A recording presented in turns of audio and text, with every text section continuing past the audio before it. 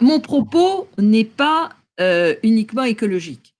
Euh, c'est vrai que le nucléaire est peu émetteur de gaz à effet de serre, c'est une vérité. Oui. Que donc, s'il s'agit de fermer du nucléaire pour mettre du charbon à la place, c'est niette. C'est une évidence pour moi. Mon propos n'est pas là.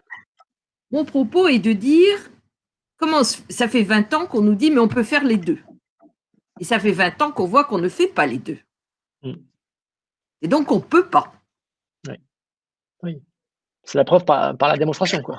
On l'a essayé. On ne veut pas, on ne veut pas, enfin, on ne veut pas parce qu'on sait qu'on ne peut pas. Pourquoi? C'est très simple à comprendre. Il y a un marché, il y a de la production, il y a de la consommation. L'objectif est de réduire la consommation énergétique, donc électrique. Et du reste, on voit qu'avec la Covid, la consommation électrique a beaucoup baissé en France. Je n'ai plus les chiffres en tête, mais je sais que ça a baissé. Et depuis quelques années, de toute façon, c'est stagnant, voire légèrement baissant.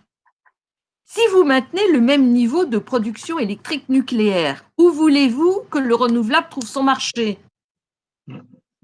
Alors, la PPE a triché en inventant un modèle dans lequel nous allions exporter des tonnes d'électricité, si j'ose dire. C'est une ânerie, c'est pas vrai, ça n'existe pas. Ça n'existe pas pourquoi? Pour deux raisons. La première, c'est que les Européens, comme nous-mêmes, ont des objectifs de réduction de leur consommation énergétique. La seconde, c'est que le marché européen est organisé de telle manière que ce qui se passe en premier, c'est l'électricité verte et pas l'électricité nucléaire. Donc, quand on voit que l'Allemagne aujourd'hui est quasiment à 55% de production d'électricité d'origine renouvelable, et qu'elle croit encore que les pays du nord de l'Europe, c'est pareil, comment pensez-vous un instant qu'on va leur déverser des centaines de milliers de kilowattheures d'origine nucléaire dont ils n'auront pas besoin? C'est clair. Ça n'existe pas. Or, ils le savent très bien. C'est la raison pour laquelle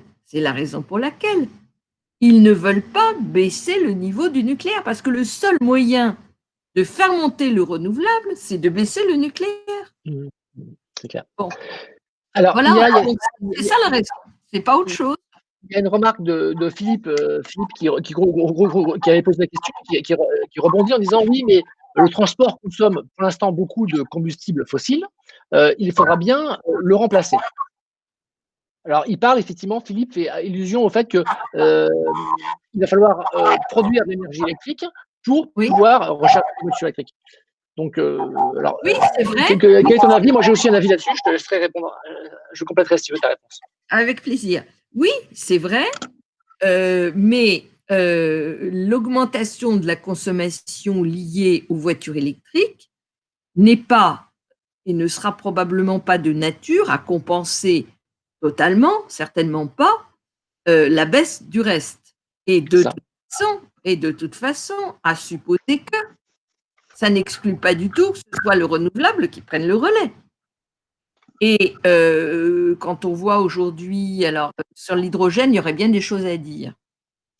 Parce qu'il y a quand même beaucoup de malhonnêteté à mélanger l'hydrogène vert et l'hydrogène bas carbone. Ce n'est pas la même chose.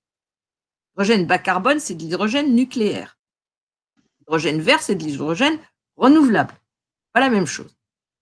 Mais quand on voit l'hydrogène, quand on voit le power to gas, quand on voit toutes ces solutions techniques, on voit bien qu'on va aller vers des solutions techniques qui vont permettre précisément la transformation du transport. Oui, on va aller vers plus d'électrique, ça, je pense que c'est tout à fait juste. Mais pour moi, ce n'est pas une raison suffisante pour rester avec du tout nucléaire. Je ne dis pas qu'il faut fermer les centrales nucléaires demain matin, ce serait une ânerie. Donc je ne vais pas proposer ça. Je pense qu'on devrait avoir un plan glissant à 20 ans ou 25 ans, c'est-à-dire de reconstruire et de garder au fur et à mesure des coûts correspondant celles qui sont les plus rentables, jusqu'à ce qu'on puisse leur substituer en totalité et le renouvelable. Et j'observe que l'ADEME a des scénarios 100% renouvelables. Mmh. Quand j'ai lu l'explication de texte de sortie de Nicolas Hulot, j'ai cru relire le quatrième de couverture. Exactement. C'est kiff, kiff. Kiff, Donc kiff. il y a un côté un peu désespérant. Et je pense que d'une certaine manière, c'est pire. Je pense que d'une certaine manière, c'est pire. Parce que, certes, la société civile est mieux organisée aujourd'hui qu'à 20 ans, ça c'est indéniable, mais je pense que de l'autre côté, les multinationales et les corps de contrôle sont encore plus puissants. C'est-à-dire que ce qu'il y avait d'impartial dans l'État tend à se réduire. D'accord.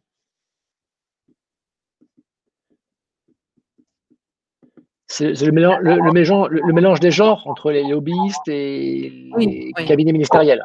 Oui. Qui a pris de plus ampleur maintenant qu'il y a 20 ans.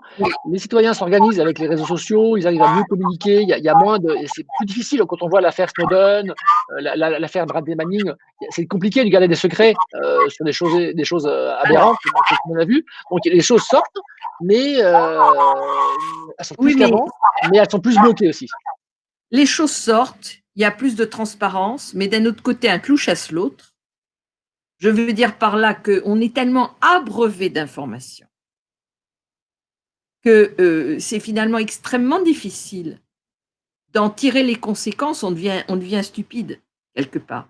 C'est-à-dire qu'exercer son esprit critique, son esprit de réflexion, c'est de plus en plus dur parce qu'on est inondé. Notre cerveau explose d'informations. Ça, c'est la première chose. Alors, je voyais passer en vitesse, est-ce qu'il y a des bonnes nouvelles? Oui, il y en a quand même quelques-unes. Il y a quelque chose que je trouve absolument fascinant. C'est l'arrivée de ce qu'on appelle la justice climatique et la justice sanitaire. Alors, de quoi s'agit-il?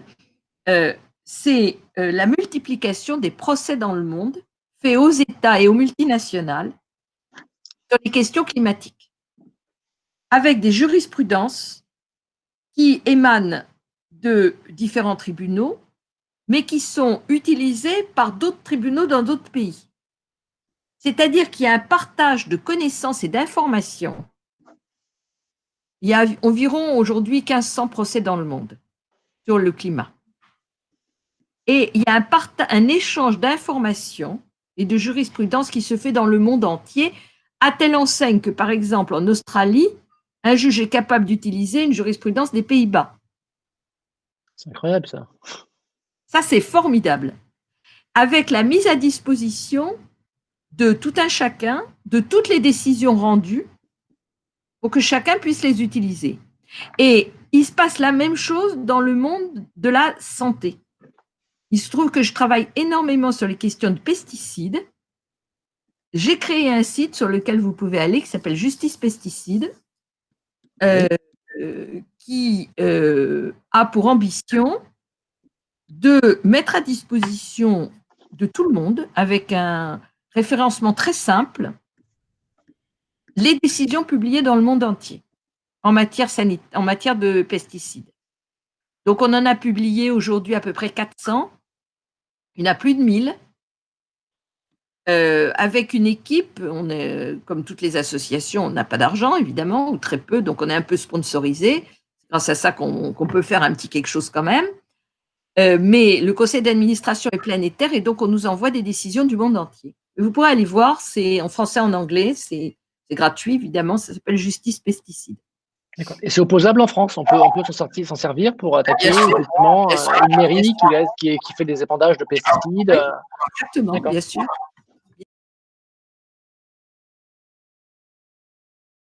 Moi, je me pose beaucoup de questions sur l'hydrogène. Bon, si on va vers le power to gas, je trouve quand même très intéressant, on passe forcément par l'hydrogène, puisqu'il y a une phase d'électrolyse qui va conduire à de l'hydrogène qu'on va mélanger à du CO2 qui va nous donner du méthane.